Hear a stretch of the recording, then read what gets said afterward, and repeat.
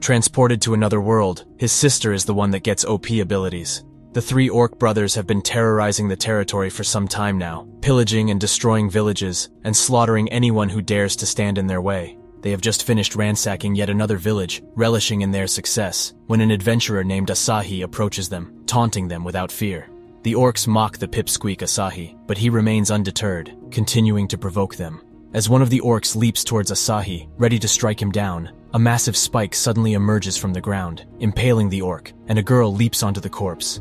It is Maya, Asahi's sister, who then unleashes her explosive magical powers, annihilating the other orc in an instant, and is ready to finish the last one. The events leading up to this battle began when Asahi had saved a girl from a truck-con accident, but lost his life in the process. From the afterlife, he observed the situation and felt content knowing that the girl was safe. However, he still regrets not being able to do more, and is most saddened by the thought of how his sister would react upon learning of his fate. As a bright light glows around him, it suddenly sucks him in and transports him through the sky onto a mysterious magic circle.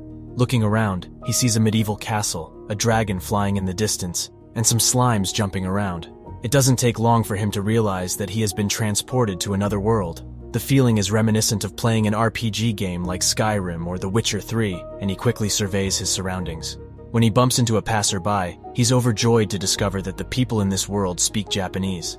Noticing guild and skill signs around the city, he becomes overwhelmed with excitement and gratitude for being reincarnated into such a world. After indulging in a bit of theatrics, he decides to use his knowledge of reincarnation games to make the most of his life in this new world. Stopping at a pawn shop, he pawns his phone, which the clerk deems as ancient technology, and offers him 500 mani for it, the currency in this world. With his newfound wealth, he buys equipment, prioritizing physical agility by purchasing a simple sword and leather gear. Delighted with his progress so far, he can't stop smirking. The first step on his adventure is to visit the guild.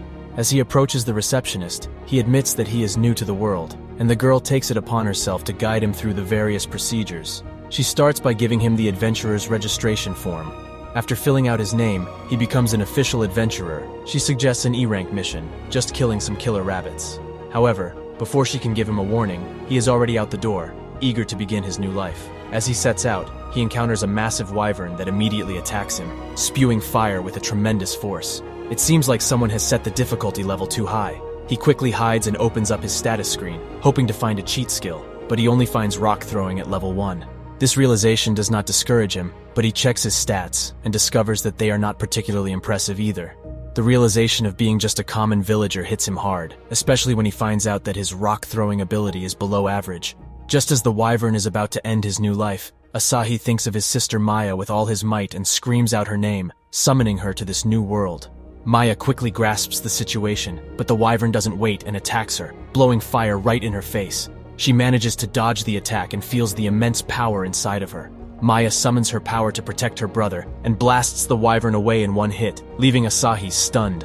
He is bewildered as to why his sister is in this world, but she instantly pounces on him, overjoyed to see him alive. Maya has missed him a lot, maybe even more than just a brother, as she is head over heels for him. After her over-the-top display of brotherly obsession, Asahi is sure it's her. Asahi explains to her about this world, and that they have been reincarnated. After Asahi's accident, Maya was beside him with worry. While he slept in a coma, he kept talking about this and that in another world, and even laughed as if having fun. That's when she formed a hypothesis. Maybe his spirit has traveled to a different world. That's when she repeatedly bashed her head against the wall to get to this world. Asahi is somewhat relieved to hear that he is alive in his home world. He wonders why Maya was so strong when he summoned her. She believes it's because of her love for her brother, but it isn't much of an explanation. He just accepts it and is ready to go back to his home world, but they have no idea how. Maya's first priority is to keep her brother safe, and everything else is secondary. And now that it has happened, they should carve out their new lives in this new world. Asahi realizes that he is not the main character here. It's a story about his sister being overpowered. As the orc situation is resolved, Maya exhibits her merciless side, leaving no trace behind. Asahi initially thinks it's because of the village, but soon realizes that she's actually mad about them calling him a pipsqueak. Maya's overprotective nature is scary at times, and she constantly wants to use elixir on him, which is usually saved for the last boss. Asahi reassures her that a little spit is enough to heal his cut on the left cheek, but Maya takes it as him wanting her to do it, which is not the case. As they argue, a little girl points out that Asahi has saved the village, and everyone calls him a hero, attributing Maya's work to him. His rank skyrockets at the guild, jumping from rabbit class to ogre class, a huge promotion. Such a rapid rise is unprecedented, but Asahi is unique. The receptionist hands him his new badge, which is similar to an identity document, and explains that he cannot sell it or give it to someone else.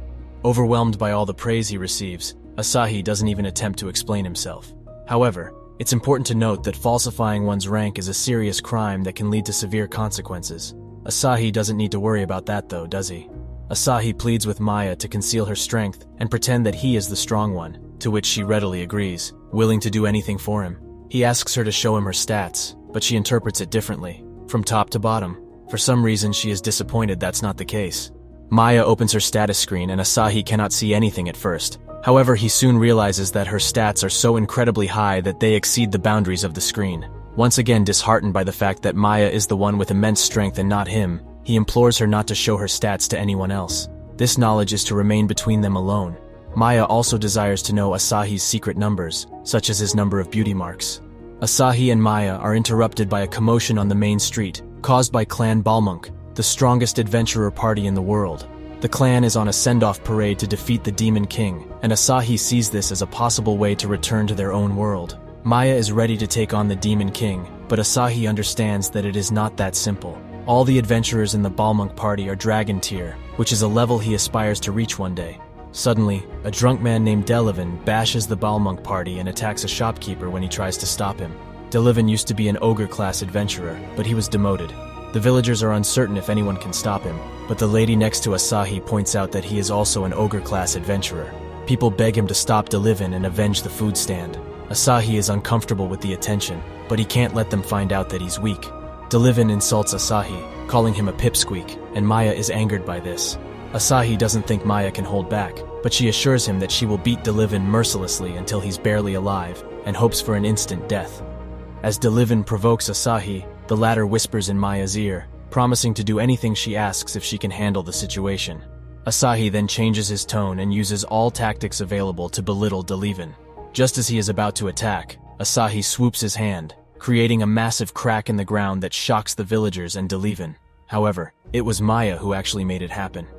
After the dust settles, Asahi threatens Delavan that he will be next if he doesn't leave, and Delavan retreats. The villagers start praising Asahi, calling him a prodigy and chanting his name. Asahi is relieved that his secret is safe, and it seems like a happy ending, but he is forgetting about one thing, his promise to Maya.